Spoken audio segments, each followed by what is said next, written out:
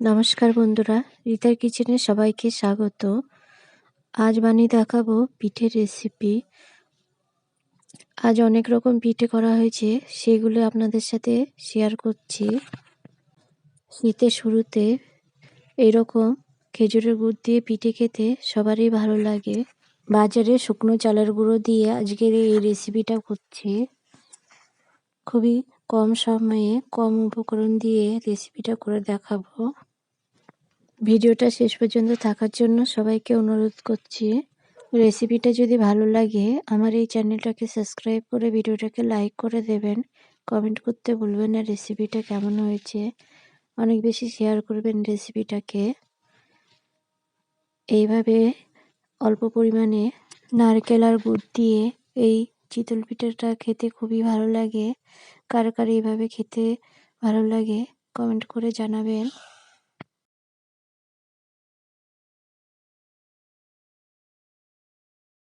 মাটির উনুনে এই রেসিপিটা করে দেখাচ্ছি।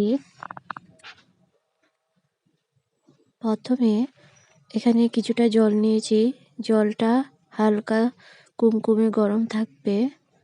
আর এখানে চালের গুঁড়ো দিচ্ছি। আজ এই রেসিপিটা মা করবে, আমি পাশেই থাকবো। ভিডিওটা স্কিপ করে দেখবেন না, তাহলে বুঝতে পারবেন না কেমন হবে ব্যাটারটা।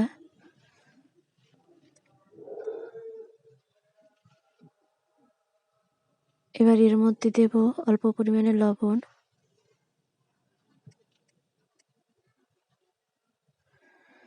এখানে একটা নারকেল কুড়িয়ে নিয়েছি।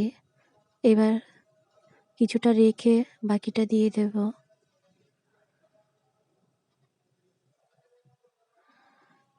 সবকিছু ভালো করে এভাবে মিশিয়ে নিতে হবে। বেশি পাতলা বা বেশি গাঢ় করা যাবে না। এখানে আরো কিছুটা পরিমাণে জল দেব।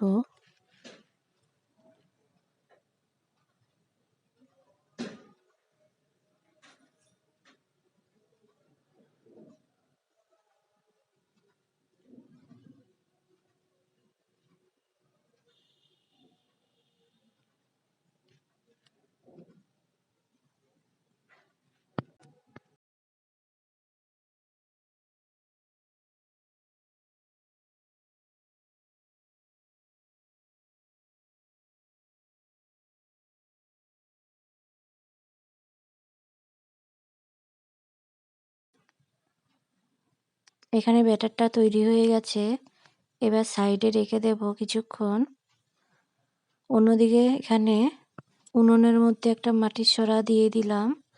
এবার কিছুক্ষণ গরম করে নেব।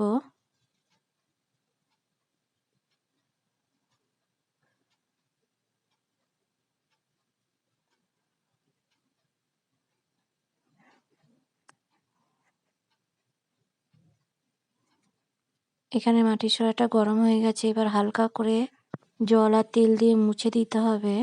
তারপরে বাটি করে অল্প অল্প করে দিতে হবে এইভাবে। আর উপর দিয়ে একটা ঢাকনা দিয়ে অল্প পরিমাণে জল চারদিকে ছড়িয়ে দিতে হবে। এইভাবে কিছুক্ষণ হতে দিতে হবে। ঢাকনাটা উঠানো যাবে না যতক্ষণ না হচ্ছে। এখানে পিঠেটা হয়ে গেছে। এবার এভাবে উঠিয়ে নিতে হবে। আরও একটা করে দেখাচ্ছি। এবার ঢাকনা দিয়ে অল্প পরিমাণে জল দিয়ে দেবো চারদিকে। এভাবে সব পিঠেগুলো করে নেব।